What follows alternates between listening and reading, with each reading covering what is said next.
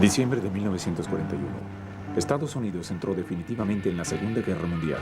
En el frente oriental, los alemanes han avanzado rápidamente para tomar Rusia, amenazando con derrotar a la Unión Soviética. Los alemanes parecen destinados a conquistar toda Europa.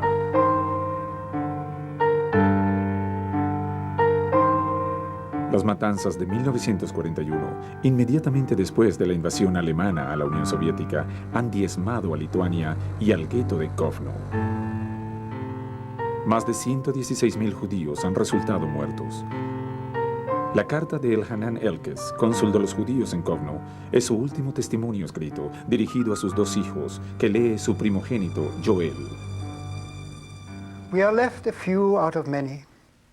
Out of the 35,000 Jews of Kovno, approximately 17,000 remain. Out of 250,000 Jews in Lithuania, including the Vilna district, only 25,000 live. We are trying to steer our battered ship in furious seas when waves of decrees and decisions threaten to drown it every day. With many of our martyrs, I challenged my Creator, and with them, from a heart torn in agony, I cried, "Who is like you in the universe, my Lord?"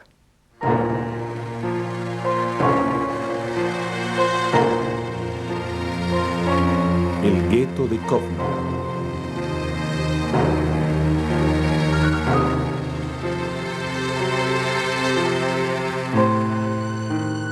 Una historia enterrada. Los fuertes que rodeaban la ciudad de Kovno no podían ser vistos desde el ghetto por sus habitantes. Se alzaban sobre la ciudad como si estuvieran encima de ella. En particular, el noveno fuerte, cuya presencia era una amenaza que crecía día a día. Su solo nombre, el noveno fuerte, llena de terror a los sobrevivientes. Ubicado a varios kilómetros de la ciudad de Kovno, quienes eran enviados allí eran asesinados en secreto.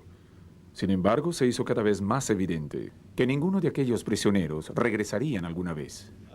The name, the Ninth Fort, it became synonymous with the killing, the murder of Jews in Lithuania and throughout all of Europe. It was enough to tell a man he was being sent to the Ninth Fort, and he knew immediately that that was the end of him. La puerta principal del gueto era la conexión con el mundo exterior. Era un lugar donde se jugaba la supervivencia. Se recibían empujones, se estaba en peligro.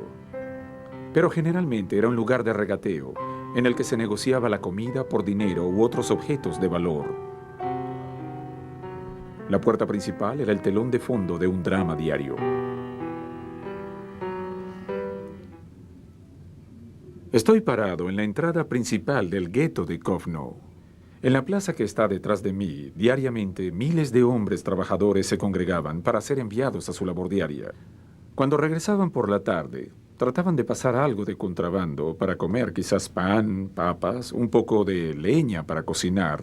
They would pick you out, and if they found something on you, they would, at the best, they would beat you up and take away, of course, what you were smuggling, or at least you'd never see the person again. If they gave you a smile, you didn't know if you turn around, they're going to hit you with a rifle in the back. And besides, you not only had the Germans, you had the Lithuanian police. And they were our watchdogs too. They were worse. They were animals, living animals. Mientras la vida en el gueto era rutinaria, la opresión y la humillación eran hechos diarios, a los cuales era posible acostumbrarse, pero nunca ser inmune. La única esperanza era que la paz entre alemanes y lituanos pudiera asegurar la continuidad de la vida. We were all hungry and we were all afraid, so the beautiful woman started to be nice with the Germans, and they let me go to the market and buy something. And the night came upon me a guard, and he said, "You know, say I can let you out. Tomorrow, can you let you out? It's the most important thing, a beautiful woman." So I told him, "I'm very sorry, but you know I'm sick." So he said, "Oh, it is nothing, Doctor." "Yes, but I have syphilis." So he went away very quickly.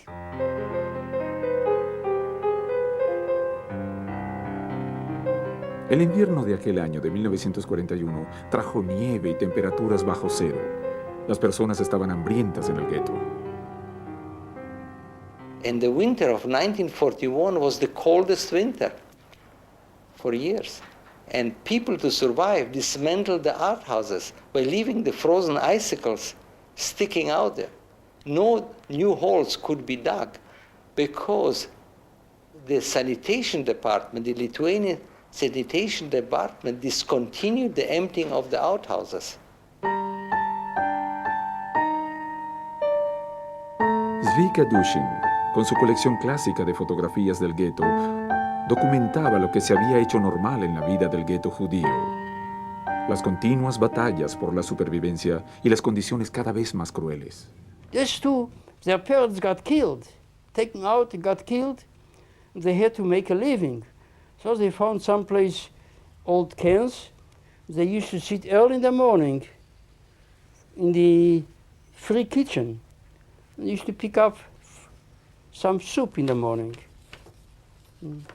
And then a couple of days later, I didn't find them anymore. 9 de enero 1942. La corte del gueto. Los bienes de un residente muerto pertenecen a su familia. De no existir familia alguna, el Consejo Judío los distribuirá entre los necesitados. El asesinato en masa redujo el número de habitantes del gueto. Muebles desechados y sin uso eran el signo de una despedida.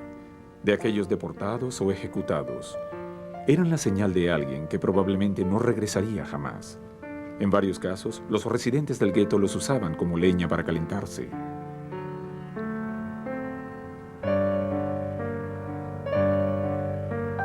Un hombre tuvo un inusual acceso al proceso de toma de decisiones que afectaba a los miles de judíos bajo el régimen alemán. También recolectó todo tipo de documentos alemanes que le fue posible. Su registro de la vida en el gueto de Kovno empieza en las postrimerías de 1941. Era el secretario del Consejo Judío, Abraham Tori.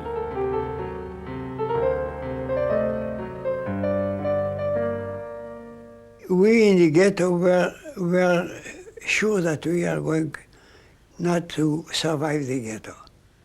So I thought that I have to do something that should remain after we will be annihilated. 10 de junio de 1942, cadáveres de judíos asesinados en masacres del 41 salen a flote en el río Vilija. Los cuerpos de aquellos que habían sido asesinados meses antes salieron a la superficie en uno de los bancos del río. La orilla quedó cubierta de cadáveres a plena luz del día. Si quedaba alguna incertidumbre, ya había sido aclarada. Con la ayuda de una brigada de la policía judía del gueto, los judíos prepararon los cuerpos para su entierro definitivo. El Consejo Judío había logrado reclutar a casi 200 hombres para el cuerpo de policía del gueto y así reforzar el orden dentro del gueto. Algunos de los policías eran a la vez agentes de los grupos de resistencia clandestina. La clandestinidad era en realidad un acuerdo entre varias asociaciones, sionistas, comunistas, antifascistas.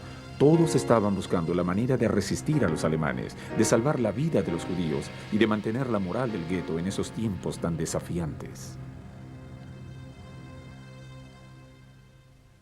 The main purpose again was how to find quickly ways of getting out of the ghetto and how to finding ways to build as many as possible hiding places for the people that will be in the ghetto when the time comes. 23 de junio de 1942, el Consejo Judío exige al movimiento clandestino que vigile la provisión de alimentos. Los guardianes de huertos comienzan su trabajo. El hambre extrema reinó en el gueto durante los primeros días, pero el doctor Elkes, a la cabeza del Consejo Judío, había decidido que se cultivaran pequeños huertos cerca del río y dentro del gueto. Aquí se cosechaban papas. Debido al riesgo de hurtos, las papas debían ser vigiladas. Dicha tarea fue asignada a los más jóvenes del gueto.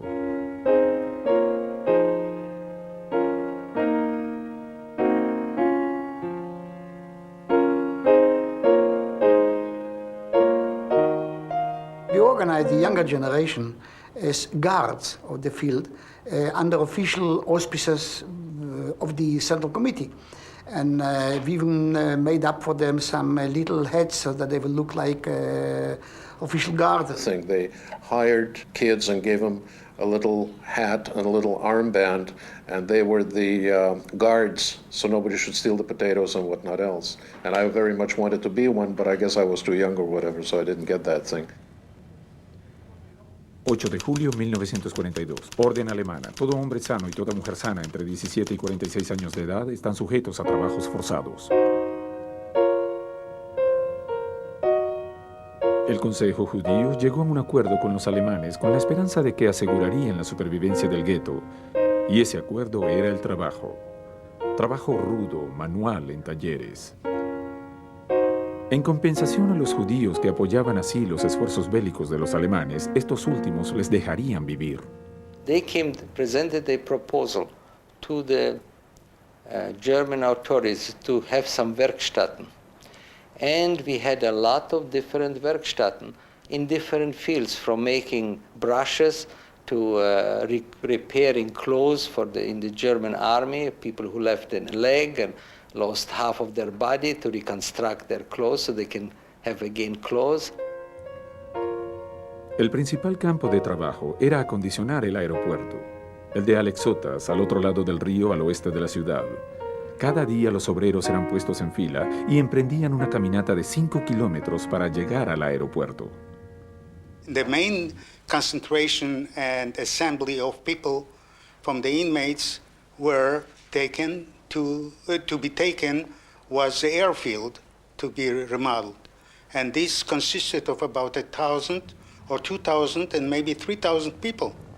El aeropuerto de Alexotas, construido como base militar para los alemanes por mano de obra judía, aún existe hoy en día. No había ningún remordimiento de conciencia entre los judíos de Kovno acerca del hecho de trabajar para la maquinaria alemana. Simplemente no tenían otra salida. We were prisoners, we were slaves, and we were working in places where we were sent to work. It wasn't our free choice. And to be critical on that, it's, again, it's silly. What can you say? I'm not going to work? Okay, don't go to work. They will kill you on the spot, and finito. We had a few masters, and they were from Palangai, from the sea resort, and they were masters in amber. They were making amber chest sets, they were making amber boxes, they were amber pipes, cigarette holders, and so on. And these items of amber, we used, the Ältestenrat used, as a bribe, as obtaining favors from the German authorities. El soborno se extendía desde los guardias de las puertas hasta los soldados alemanes en Kovno, incluidos los comandantes alemanes. Los soldados alemanes se mostraban felices de no estar en el frente ruso, donde muchos de sus compañeros sufrían continuas derrotas y combates interminables. Every month, every couple of months, they would change the guards. They would move the guard detachment, that particular regiment, that particular battalion, bring in some different kinds, because it was apparently very easy duty. And it was sort of like rest and relaxation. And of course, all of the people would get bribed, the Germans, and after a while they'd become totally corrupt and didn't care about anything anymore. And then they would change them and bring in another unit. Los talleres producían todo tipo de bienes. Muchos de ellos eran solicitados por compañías alemanas. Algunos productos se vendían en Alemania para el beneficio de los gerentes alemanes.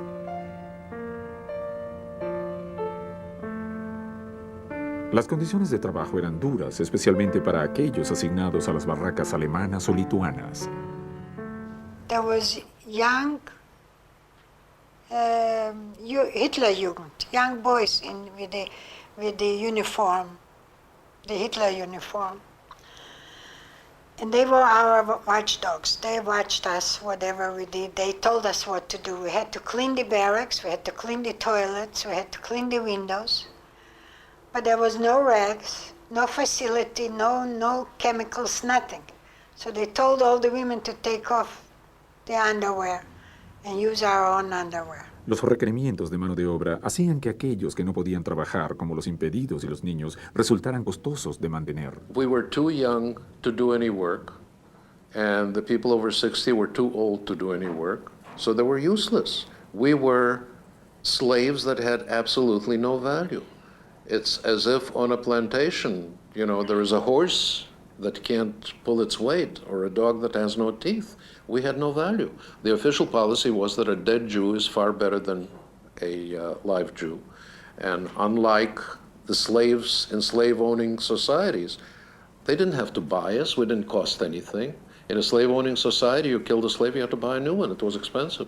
In our case, it was cheaper to kill us. 24 de julio 1942, orden de la Gestapo, está prohibido el embarazo. Todo embarazo debe ser interrumpido. A partir de septiembre queda terminantemente prohibido dar a luz. Las mujeres embarazadas serán ejecutadas. If somebody didn't want to have an abortion, so he arranged the baby to be transported to an old ñaña, to an old Christian acquaintance or so. Mother was approached by a Lithuanian friend or somebody who knew us, who told that he is ready to take me out from the ghetto and to keep me. And mother told me that she doesn't want to be obliged to a Lithuanian and to thank him for my life, for her child's life.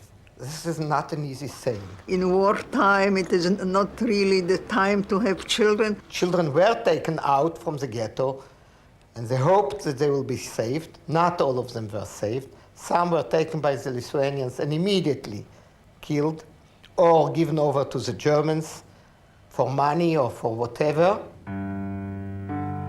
Pero también había mucha gente cristiana lituana que fue de gran ayuda para los judíos, ya que ocultaban en sus hogares a mujeres y niños judíos. Este orfanato cristiano a varios kilómetros del gueto fue el refugio de más de 100 niños judíos.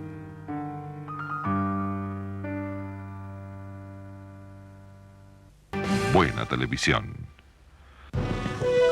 Continuamos con El Ghetto de Kovno, en el especial de The History Channel. 25 de agosto de 1942, orden alemana, raciones semanales asignadas por persona a los residentes del gueto, pan 700, sal 50. La vida del gueto se volvió rutinaria. Los niños rápidamente se acostumbraban a la realidad que les rodeaba, pero era una realidad con diferencias. We played a lot of soccer. Again, we had no soccer balls, so somebody had and I tried to pick up a team and I'd say, hey, where is Joey? And somebody will say, oh, didn't you? And I'd say, oh, too bad, we have to find a new quarterback. He was good. 25 de agosto de 1942, orden alemana, la economía monetaria en el gueto debe ser abolida. Los niños del gueto, aquellos que eran demasiado jóvenes para trabajar, idearon su propia vida comercial. There was a whole economy that had developed among the children in the ghetto. Not money, buttons.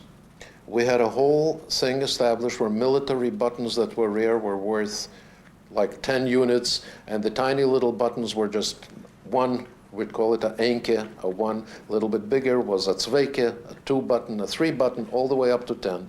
And we'd play with the buttons, we'd play all kinds of games we devised, and at one point I even started the lottery, where I sold lottery tickets, and you paid like 2 buttons for a ticket, and then eventually, after all the tickets were sold out, you could win 20 buttons or whatever. 20 de septiembre de 1942, víspera del Yom Kippur, el rabino Shapiro anuncia que en el Día del Perdón los trabajadores podrían trabajar y aquellos que lo necesitaran podrían comer. Justo después del Día del Perdón en 1942, la recién creada orquesta del gueto dio su primer concierto. Las primeras notas que interpretaron pertenecían a un tema religioso usado por los judíos para celebrar el Yom Kippur.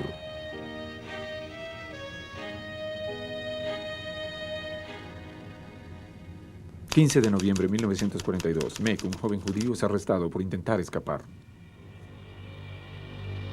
Mek no pudo escapar, pero un cómplice desconocido sí logró huir. Los alemanes estaban furiosos y le exigían que denunciara a su cómplice. Mek permanecía decididamente callado. 15 de noviembre de 1942, Sargento Mayor Rauca, orden del cuartel general de la Gestapo. 3 miembros del consejo deben ser arrestados junto con Mek. Los 3 miembros del Consejo Judío rechazaron la orden de la Gestapo para interrogar a Mek. Así se libraban de la amenaza de muerte. Aunque era torturado, Mek continuaba en silencio.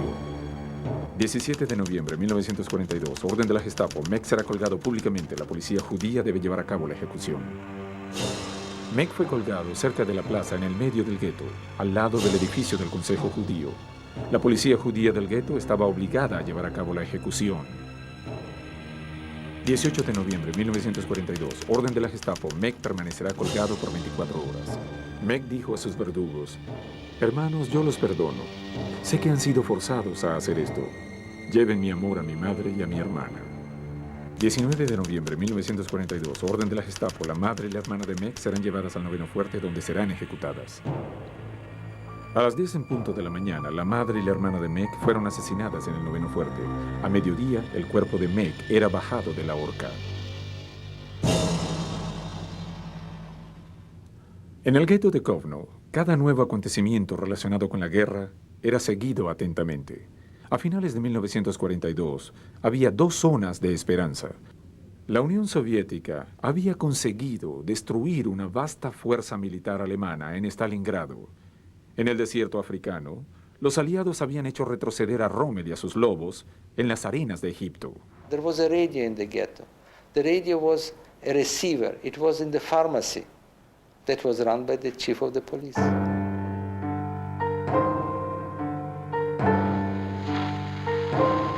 Here is Radio Free Europe.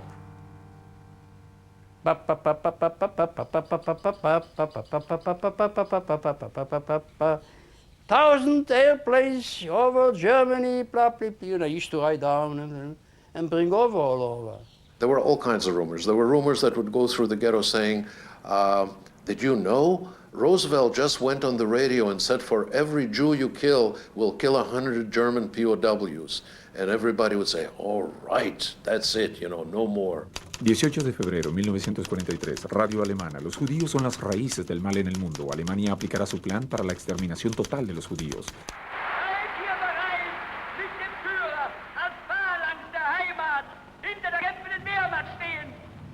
Basados en el discurso de Goebbels, ofrecido pocos días después de un discurso semejante de Hitler, los judíos empezaron a construir escondites clandestinos, búnkers en Berlín y en Múnich.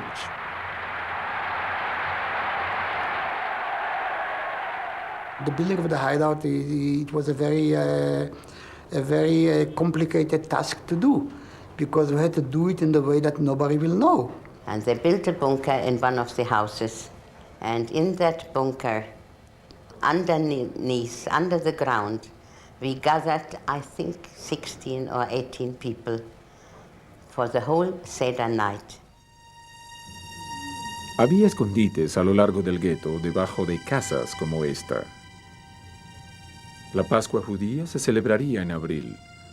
Oportunidad para leer el Haggadah, la historia del éxodo judío en Egipto, para encontrar la libertad en Israel. We tried to relive the Haggadah. We tried to get out of Egypt and come to Israel. It sounds strange, does it? Definitely, but it kept us going. 26 de octubre de 1943, orden alemana, los judíos serán deportados, destino desconocido, se cree que el destino será Estonia. We have now heard that in a few days our fate is to be sealed. The ghetto is to be crushed and torn asunder. Whether we all perish or whether a few of us to survive is in God's hands. We fear that only those capable of slave labor will live. The rest probably are sentenced to death. Los alemanes deportaron a 2.700 judíos el 26 de octubre. Listas muy específicas se habían elaborado para saber quién se iba. Nadie conocía el destino de ese traslado. Familias enteras tomaban camino juntas.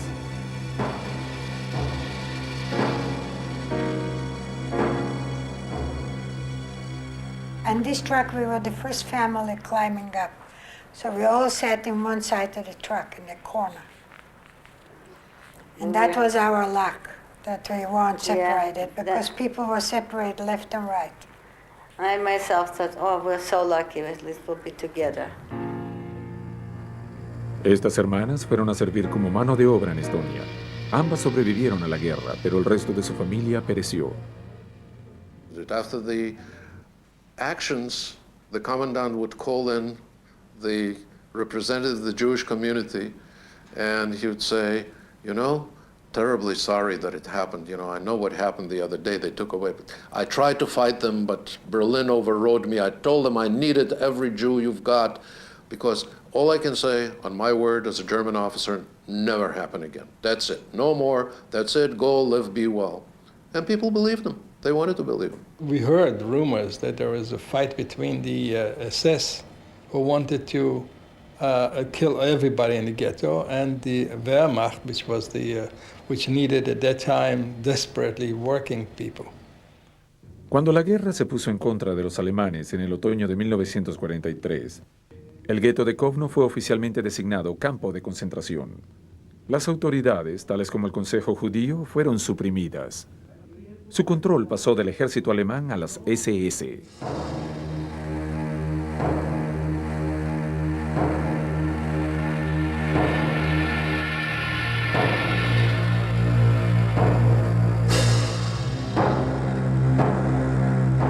Nadie había escapado nunca del noveno fuerte.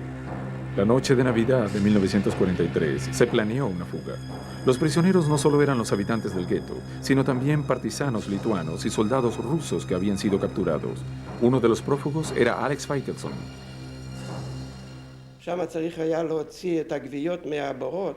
Our job was to take the bodies out of the pits, and after checking them, and after taking the gold fillings out of the teeth, and anything valuable we could find, to pile up the bodies together and burn them and cover up the traces. The prisoners were sure the Germans would murder them as soon as their work was finished, in order not to leave witnesses to their crimes. The decision was that we had to escape by any means, and not just a few of us, but all of us. El día de Navidad, los prisioneros aprovecharon que los soldados alemanes estaban ebrios y emprendieron su huida a través de este túnel subterráneo bajo el noveno fuerte. Una vez que llegaron a un bosque cercano, muchos fueron capturados y asesinados. Otros, irónicamente, sobrevivieron ocultos temporalmente en el mismo gueto, gracias a que los miembros de las organizaciones clandestinas les ofrecieron escondites.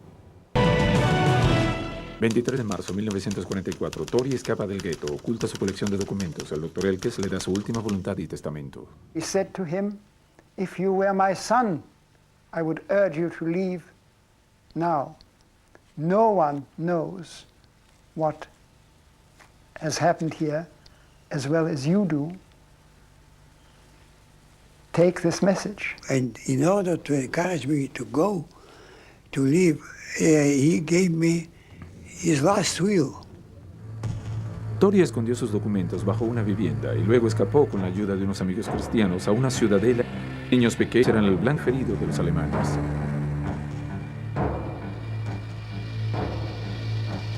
...27 de marzo de 1944, la acción de los niños. Más de 100 policías judíos arrestados e interrogados por alemanes. The Germans said to all the policemen that morning, "You have to assemble to participate in an exercise. You have to take part in an anti-aircraft drill." Germans who had taken the policemen demanded of the policemen to show them the hiding places of the children. Otherwise, they shot them. 27 y 28 de marzo de 1944 son ejecutados 40 policías. Los alemanes revisan el gueto con perros. One of the policemen talked. He didn't know that his own child was precisely in the bunker that he pointed out. And they came with trucks, and they went from home to home and took the children away. We were found. We were chased out of that hiding place, and outside of the building. This was, as I mentioned before, an unfinished building, lots of mud around.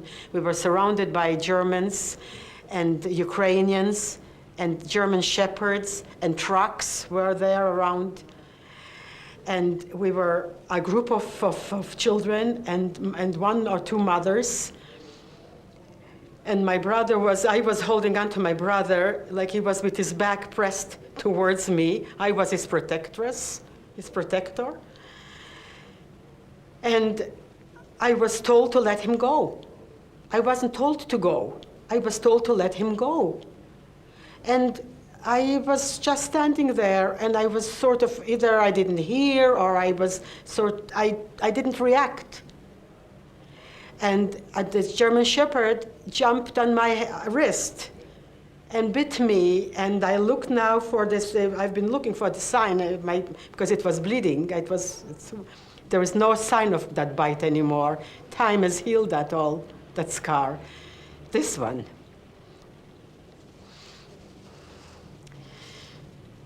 But I let my brother go because of that bite. And they took him and let me stand there. And the last thing I remember were my brother's eyes, he turned to me.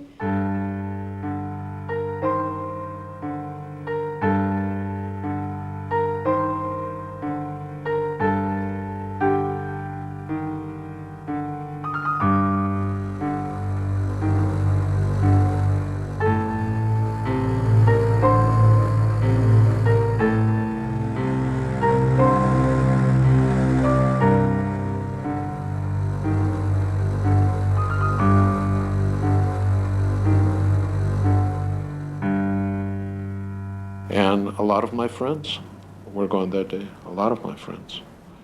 When I came back home in the evening, a cousin of mine was missing, was taken away, a boy 2 years younger than I was, so he was 11 or something like that. They never reappeared, certainly, because all of them were killed quite shortly afterwards. Imagine that people come home from their work and they don't find the children. There was a crying and shouting in the ghetto that you would never forget, yes.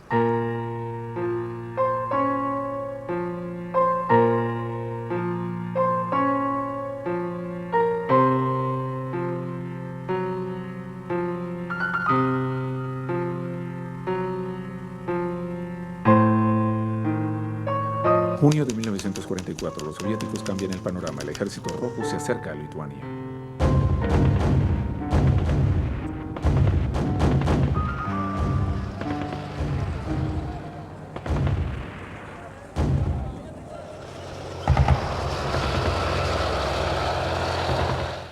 En el verano de 1944 tuvieron lugar dos acontecimientos militares que decidieron la suerte de la Alemania nazi.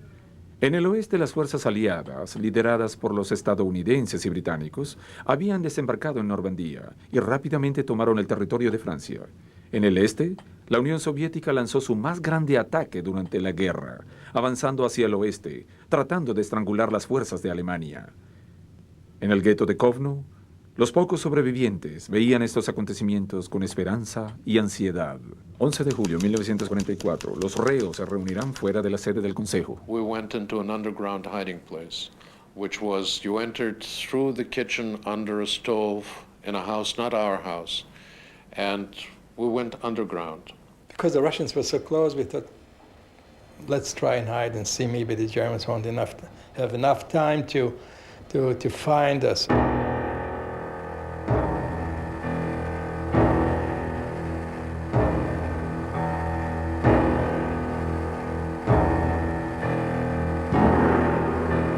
It was totally dark. There was no light there at all. And we just sat there, and maybe 6, maybe 8 hours, I don't know how long. And then they started a search from home to home, from place to place, in order to find hiding places.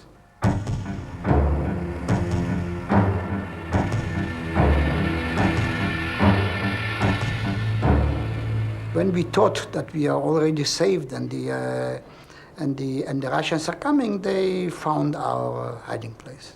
They brought us to a huge barn, which was also in the ghetto, and together with lots of other people, I think there were thousands in that barn, I don't remember.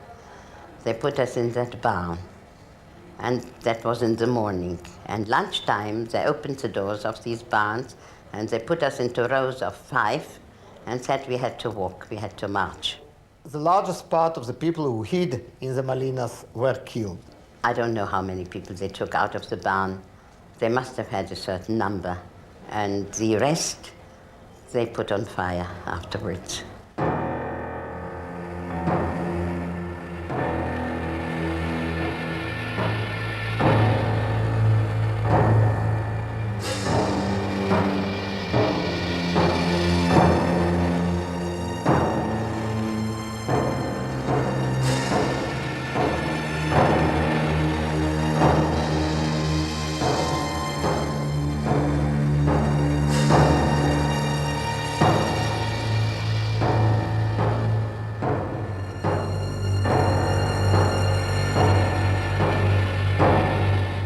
The word was that they're going to take us to the railway station, and there is a transport going to leave for Germany.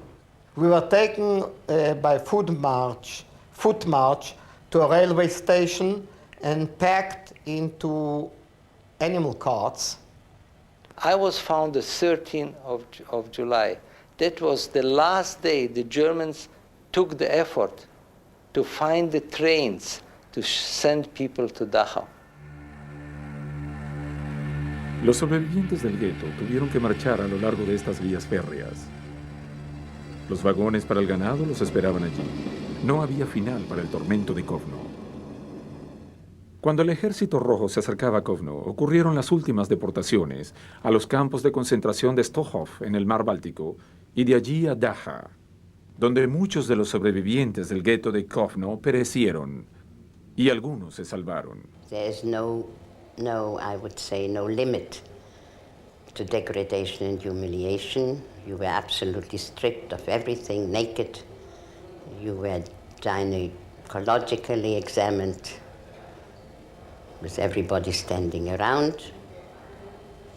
We were put into the showers and we were told to come out of the shower, and there were heaps of clothes and shoes, and everybody had to put on something on himself.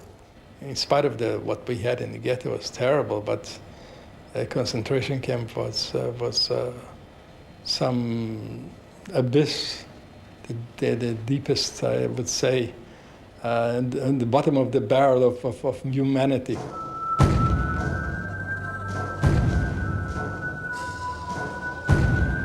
El ejército soviético entró en Vilna el 13 de julio, el día de las últimas deportaciones, justo antes de que el gueto fuera incendiado. No era la primera vez que los lituanos agasajaban calurosamente a un ejército conquistador. 1 de agosto de 1944, el ejército rojo entró en Kovno. La mayoría de los judíos aún seguían con vida en Dachau o Stuchov.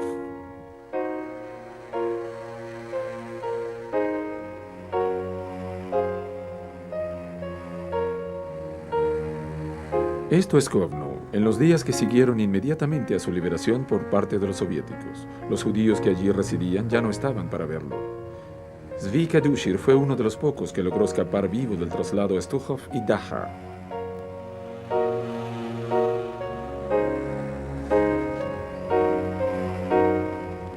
Kadushir volvió al gueto después de permanecer escondido en un refugio que había encontrado en la ciudad.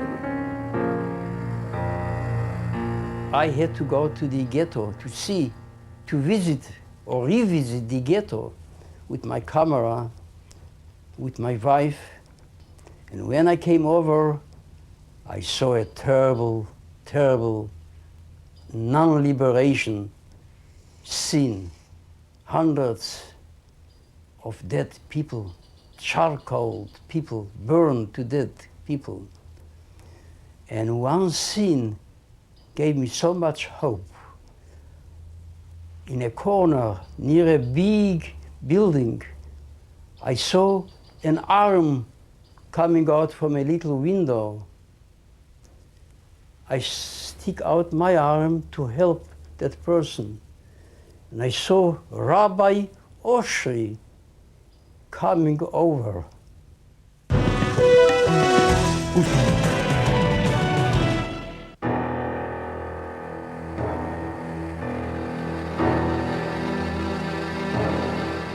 Abraham Tori volvió a Kovno desde su escondite. Ahora quería recuperar su historia oculta. Los documentos, el diario, dibujos y fotografías enterradas que constituían un registro excepcional de la vida en el gueto de Kovno. The first thing that was I went to see the place, and I was happily just that we found all the papers that we left. We found it in the hiding place. And then we took it out, and it was part of my documentation. The Germans killed, slaughtered, and murdered us in complete equanimity. I was there with them. I saw them when they sent thousands of people, men, women, children, infants, to their death, while enjoying breakfast and while mocking our martyrs. I saw them coming back from their murderous missions, dirty, stained from head to foot with the blood of our dear ones. There they sat at their table, eating and drinking and listening to light music. They are professional executioners. I am writing this in an hour when many desperate souls, women, widows, orphans, threadbare and hungry, are camping on my doorstep, imploring us for help. My strength is ebbing. There is a desert inside me. My soul is scorched. I am naked and empty. There are no words in my mouth. But you, my most dearly beloved, will know what I wanted to say to you at this hour. And now, for a moment, I close my eyes and see you both standing before me. I embrace and kiss you both and say to you again that until my last breath, I remain your father, loving father.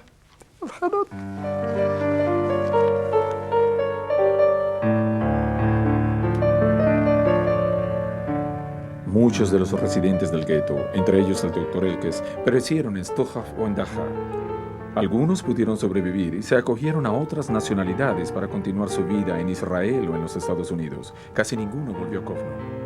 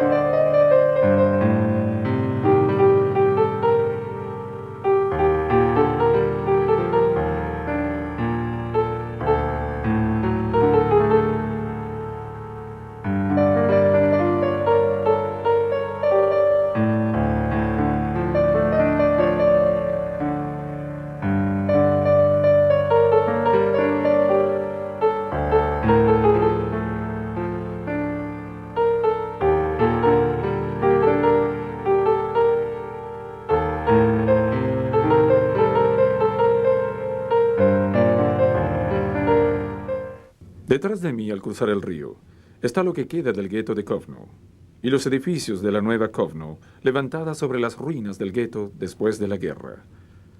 Los pocos sobrevivientes del gueto de Kovno se extendieron por todo el mundo e hicieron enormes contribuciones a las vidas de los países en los que vivieron. Hay que pensar también en los millares que fueron asesinados. ¿Cuál habría sido su contribución? La suya y la de sus hijos y nietos que no nacieron. It is a thousandfold miracle that I have survived it. And being a survivor, I pledged myself that I will do everything in my power to contribute to the perpetuation of the memory of what happened then. I don't consider myself a hero for having survived. I don't consider myself anything special for having survived. I was very fortunate. There were many, many coincidences that permitted me to stay alive. Little things that if I had gone right instead of left or zig instead of zag, I would have been dead. All my life I was puzzled what was the purpose for me surviving? I'm not, perhaps I am religious or not. I don't know whether God chose me. I don't know why I survived. I looked for that reason. It was something completely inexplicable, ununderstandable to see that machine, the whole state, the army, the government, the Lithuanians, the Ukrainians, the whole world working and in trying to find means to annihilate you, to get rid of you, to extinct you. My father said, in the Bible it's written, you cannot accuse the children of the sins of their fathers. And that's what we have to remember. We cannot accuse the children for the sins of their father, but we can do one thing. We can educate them of their sins of their fathers, so they will understand how to live.